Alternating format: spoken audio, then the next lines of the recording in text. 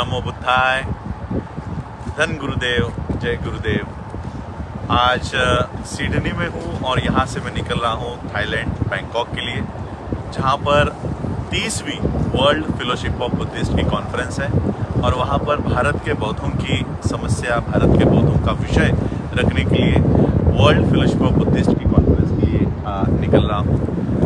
6 तारीख को मैं दिल्ली से बैठा और 7 तारीख के सुबह मैं ऑस्ट्रेलिया पहुंचा। 7 तारीख से लेकर आज 17 तारीख तक ये 10 दिन कैसे बीते पता नहीं चला। और जैसे आज यहाँ बहुत सारी मीटिंग्स यहाँ पर हुई, प्रोग्राम्स तो हुए ही हुए, प्रोग्राम्स के बाद बहुत सारी मीटिंग्स हुए। सुबह 9 बजे 8 बजे अगर हम घर छोड़ते थे तो रात को 2-2 बजे तक मीटिंग्स चली है। तो मैं ऑस्ट्रेलिया के सभी साथियों को धन्यवाद देने के लिए ये वीडियो बना रहा हूँ। और सभी साथी जो मेलबॉर्न से थे, एडिलेड से थे, सिडनी से थे, सभी लोग जिन्होंने मुझे यहाँ पर कंफर्टेबल किया, मुझे सुनने आए, उन सब का मैं धन्यवाद करना चाहता हूँ। खास करके सिद्धार्थ केन जी से, जो उन्हें पता है कि मेरा शेड्यूल कितना व्यस्त रहता है, लेकिन बहुत उन्होंने मेरे पीछे रिक्वेस्ट ये लगा कर उन्होंने ये 10 दिन मुझसे लिए। तो मैं उनका बहुत शुक्रिया अदा करना चाहता हूँ कि उनके वजह से मुझे बहुत अच्छे लोगों से जुड़कर काम करने का मौका मिला। उसके बाद यहाँ आने के बाद मैं सिद्धार्थ मैत्रेय जी से मिला। हम लोग महाराष्ट्र के लोग जो है वो टीबीएम से बहुत नफरत करते हैं। हमें ऐसा लगता है कि ये जो टीबीएम के लोग हैं ये अगेंस्ट बाबा साहब है, या अगेंस्ट हमारे मूवमेंट के है, लेकिन बहुत अच्छा यहाँ पर कोऑर्डिनेशन हमारा टीबीएम के लोगों से हुआ। और सिद्धार्थ मैत्रेय जी ने जो वर्ल्ड लेवल पर इन लोगों से हमारा कोऑर्डिनेशन करके दिया है कि इसका बहुत बड़ा फ़ायदा हमें इंडिया में जाकर होगा और हम कोऑर्डिनेशन में काम करेंगे। त्रिरत्न बौद्ध महासंघ हो या बुद्धिस्ट सोसाइटी ऑफ इंडिया, भारतीय बौद्ध महासभा हो, या कोई भी बुद्धिस्ट ऑर्गेनाइजेशन हो, गुरु रविदास जी की ऑर्गेनाइजेशन हो, हम सभी लोगों को कोऑर्डिनेशन में काम करने की बहुत ज़रूरत है। और एक दूसरे का सहायता करके हम बाबा साहब का बुद्धिस्ट मिशन बहुत बड़े पैमाने पर आगे बढ़ाएंगे। फिर हम मिले प्रकाश पुनेकर जी से, जिन्होंने अंबेडकर इंटरनेशनल मिशन और ख़ास करके महाराष्ट्र से जो लोग गए हैं उन्हें संगठित रखा है। मिलिंद टिपले जी है, अमित अडाले जी को मैं पिछली बार भी मिला था, उनके परिवार से मिला था, उनके घर पर गया था। तो अमित जी है, पूजा ताई जो हमारे थाने के, हमारी मंगला बिरारे की रिलेटिव है, हमारे थाने डिस्ट्रिक्ट की जो कार्यकारिणी है और सबसे स्ट्रॉन्ग कार्यकारिणी है, जो लोग हमारे बैंक के लिए काम कर रहे हैं, उनके परिवार से हैं पूजा जी। और बहुत ऐसा कहोगे कि बहुत बातूनी हमारी वीना सोमैया मैडम है, उनसे मिला। और इतनी अच्छी, गुजरात के लोग हैं ये, गुजरात के जो लोग, इन लोगों से हम मिले, बहुत अच्छी बातें वहाँ पर रही। गुलशन जी, आपको बहुत मिस करूँगा। गुलशन जी है, राकेश जी है, राकेश जी की पूरी फैमिली, गुलशन जी की फैमिली, गुलशन जी का बेटा नवंबर में इंडिया आ ही रहा है, तो हम उसको बॉम्बे में फेलिसिट करेंगे। तो गुलशन जी, राकेश जी, सोनू जी जो कैमरा पकड़े हुए हैं वो सोनू जी ही है, जिनके साथ हम लोग यहाँ सिडनी का आखिरी दिन यहाँ पर बिताने के लिए आए हैं, सोनू मेहमी जी। और फिर एडिलेड, फिर मैं ये सारे मेलबॉर्न के साथी है। फिर हम गए एडिलेड में, गया एडिलेड। हमारी आप लोग जानते होंगे वाड़ी में हमारा प्रोग्राम हुआ था जो लाइव हुआ था, और वहाँ से भी हमने बौद्ध धम्म दीक्षा का कार्यक्रम किया था। और हमारी सबसे स्ट्रॉन्ग वहाँ पर जो जिन्होंने स्पीच दिया था वो थी हमारी पुष्पा ताई। और मैंने वहाँ पे स्पीच में भी कहा था कि शायद इन मैडम को देखकर ही पुष्पा में वो डायलॉग आया होगा कि पुष्पा समझ के फायर समझे हो क्या, फ्लावर समझे हो क्या, फ्लावर नहीं फायर है। तो मुझे ऐसा लगता है कि इन पुष्पा ताई को ही उस डायरेक्टर ने, स्टोरी राइटर ने कभी कभी देखा होगा और इस पुष्पा को उन्होंने फायर के माध्यम से प्रेजेंट किया होगा।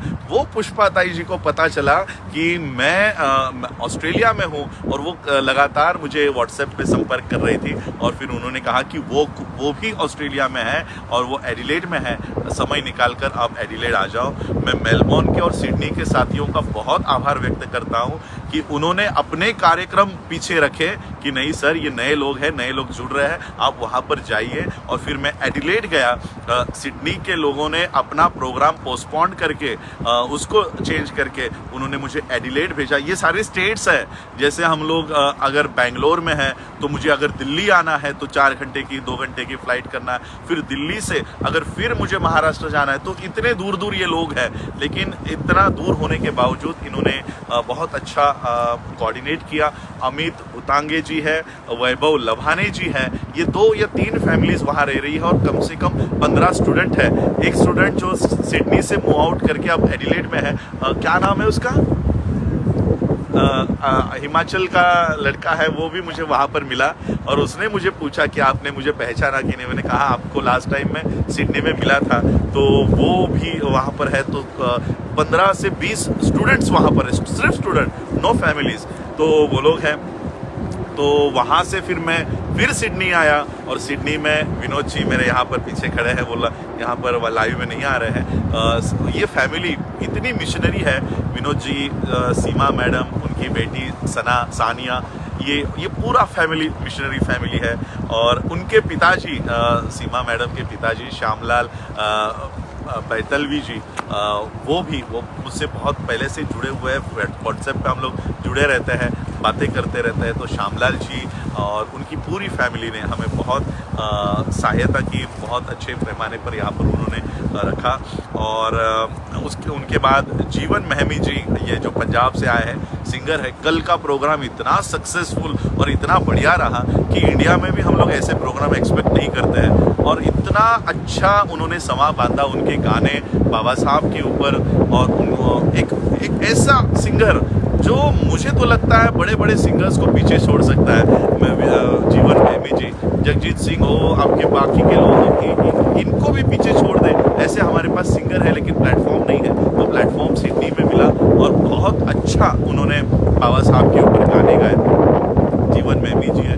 फिर सिडनी से अंबेडकर इंटरनेशनल मिशन के सभी लोग कार्यकर्ता, प्रवीण है, राजेंद्र देवपारे है, अमरजीत लगा है, रत्तू रंधावा जी थे, बलजिंदर रतन जी अभी भी मेरे साथ है। सारा कोऑर्डिनेशन सिडनी का उन्होंने ही किया।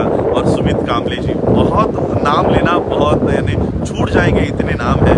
मैं फिर से एक बार वीना सोमैया मैडम, सिद्धार्थ कैन और उनका परिवार, कार्तिक झाला और उनका परिवार, अमित अढ़ाले और परिवार, मिलिंद टिपले और उनका पूरा परिवार, विवेक मेश्राम और उनका पूरा परिवार, प्रकाश पुणेकर और उनका पूरा परिवार, उनका बेटा, अभी मेरे ख्याल से उनके एग्जाम्स शुरू हो जाएंगे, पूरी जोर शोर से तैयारी करके पढ़ाई करना, निखिल फुले और उनका परिवार, सिद्धार्थ मैत्रेक जी और उनका परिवार। इनके माध्यम से एक बहुत बड़ा ऑर्गेनाइजेशन से मैं जुड़ा हूँ और भारत में बौद्ध मिशन, बुद्धिस्ट मिशन, बाबा साहब के विजन पे मिशन, इसके ऊपर बहुत बड़ा हम लोगों को फ़ायदा होगा। राज देशपांडे जी, पूजा धेंडे जी, अमरजीत लगा जी, राकेश मैमी और उनका पूरा परिवार, और उनका भाई क्रिकेट में बहुत नाम कमा रहा है, उसको भी बहुत बहुत मंगल कामना है। ये सारे लोग, इन्होंने मेरा स्टे बहुत कंफर्टेबल कराया। और स्टे ही नहीं, यहाँ पे जितनी भी मीटिंग्स हुई है, ये आने वाले समय में अम्बेडकरी मूवमेंट के लिए सिर्फ देश में ही नहीं, विदेशों में, इंटरनेशनल प्लेटफॉर्म पे बहुत इम्पॉर्टेंट साबित होंगी। और जो यहाँ से हम लोग कुछ सिलेबस, कुछ बुक्स मैं बैग भर के लेकर जा रहा हूँ, हमें इंडिया में बुद्धिस्ट मूवमेंट के लिए बहुत सहायता मिलेगी। और बाबा साहब की मूवमेंट नेशनल, इंटरनेशनल लेवल पर कैसे ले जाए, वो भी सारा यहाँ से सीख कर जा रहा हूँ। इमिग्रेशन के माध्यम से हमारे स्टूडेंट कैसे यहाँ पर आए, वो भी सारा लेकर जा रहा हूँ।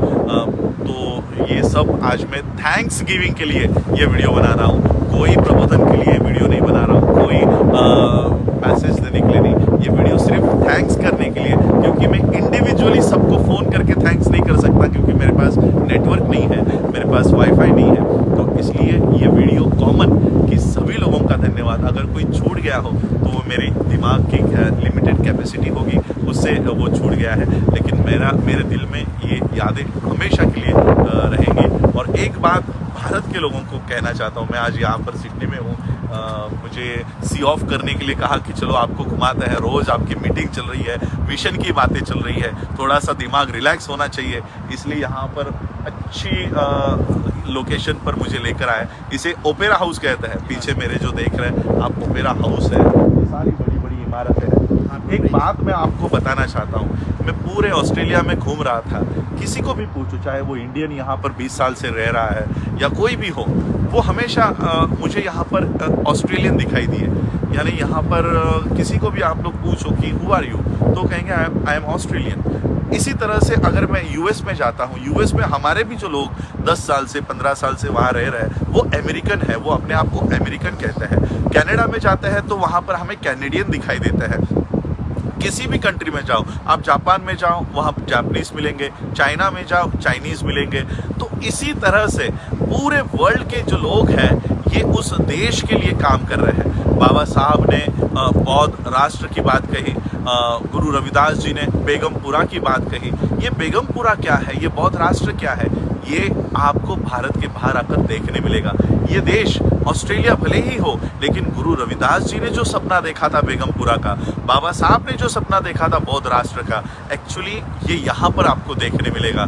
यहाँ पर कोई आपको चमार नहीं मिलेगा, महार नहीं मिलेगा, वाल्मीकि नहीं मिलेगा, किसी जाति के लोग आपको यहाँ दिखाई नहीं देंगे। यहाँ दिखाई देंगे तो वो सिर्फ ऑस्ट्रेलियंस दिखाई देंगे, कैनेडियन मिलेगा, जापानीज मिलेगा, इस तरह के अपने देश को समर्थन करने वाले लोग मिलेंगे। लेकिन यही हम भारत में जाते हैं तो हमें जाति में बटे हुए लोग दिखते हैं, धर्मों में बटे हुए लोग दिखते हैं, और इसलिए हमारा देश आगे नहीं बढ़ पा रहा। इसलिए बाबा साहब ने कहा कि धर्म तो हमारी व्यक्तिगत फेथ होता है, वो हमारे लिए है, और इसलिए हमें पहले हिंदू, मुसलमान, क्रिश्चियन, बौद्ध, हमें पहले ये नहीं होना है, हमें पहले इंडियन होना है, भारतीय होना है। और हमारा जो देश खाई में जा रहा है, डूब रहा है, उसे हमको बढ़ाने के लिए, आगे लाने के लिए हम लोगों को काम करना है। वो देश बेगमपुरा बनाना है, वो देश बौद्ध राष्ट्र बनाना है। लोगों को लगता है बौद्ध राष्ट्र बनाना यानी सभी लोगों को बौद्ध धर्म की दीक्षा देनी है। बौद्ध राष्ट्र भारत के संविधान के पहले पन्ने पर है। बौद्ध राष्ट्र गुरु रविदास जी के बेगमपुरा में है। बौद्ध राष्ट्र ऐसा देश है जहाँ सभी लोगों के साथ जस्टिस हो, सभी लोगों को न्याय मिले, सभी लोगों में भाईचारा हो, सभी लोगों को अपने अपने धर्म का प्रोफेस करने की आज़ादी हो, लिबर्टी हो। यही है बौद्ध राष्ट्र, justice, equality, fraternity and liberty. ये जिस भी देश में हो वो बौद्ध राष्ट्र हो जाएगा, वो बेगमपुरा हो जाएगा। और यही जस्टिस, इक्वलिटी, लिबर्टी और फ्रैटर्निटी मुझे ऑस्ट्रेलिया में देखने मिलती है, कनाडा में देखने मिलती है, यूएस में देखने मिलती है, यूके में देखने मिलती है। तो सही मायने में बाबा साहब का विजन, गुरु रविदास जी का विजन यहाँ पर देखने मिलता है। हम लोगों के आंखों से ये विजन चला गया है, और इसलिए हम जाति में लगे हुए हैं, धर्मों में लगे हुए हैं। अगर कोई बौद्ध अपना रीति रिवाज अपनाता है तो ब्राह्मणों को इसमें तकलीफ क्यों होती है?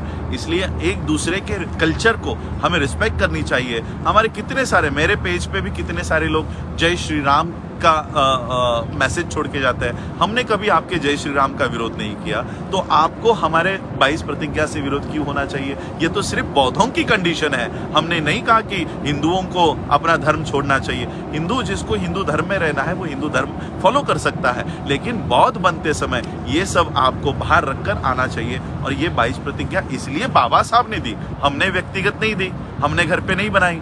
तो इसलिए बौद्ध होने के लिए जो कंडीशंस है वो ये कंडीशन है। अगर आपको बौद्ध नहीं होना है, अगर आपको 22 प्रतिज्ञा नहीं लेनी है, हमने कभी किसी को फोर्स नहीं करते।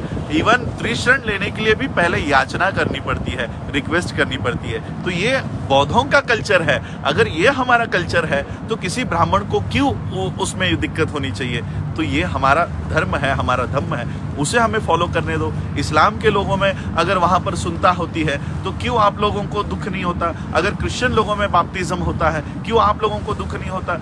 क्यों आप लोगों को बौद्ध धर्म की दीक्षा लेने पर ही आपत्ति हो रही है? तो इसलिए हमारा जो धर्म है उस धर्म को हमें फॉलो करने दो, और एक अच्छा कल्चर, सभी लोग हिंदू हो, मुसलमान हो, इकट्ठा होकर हम भारत को बचाएं। और जो लोग भारत को धर्म के आधार पर देश बनाना चाहते हैं उन ताकतों को रोके हम। ये हमारे सबका कर्तव्य है, हिंदुओं का भी कर्तव्य है, मुसलमानों का है, बौद्धों का है, सबका कर्तव्य है। आप लोगों ने मुझे सुना, एक्चुअली फिर वो मिशन जो है वो दिमाग में भरा पड़ा है, इसलिए थैंक्स गिविंग में भी मिशन निकल आता है। तो आज सिर्फ थैंक्स गिविंग के लिए आया था।